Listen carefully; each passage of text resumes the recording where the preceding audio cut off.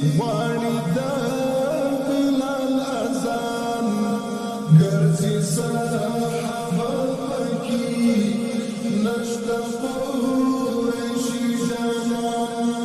ګرځي اصحابان پکې نشته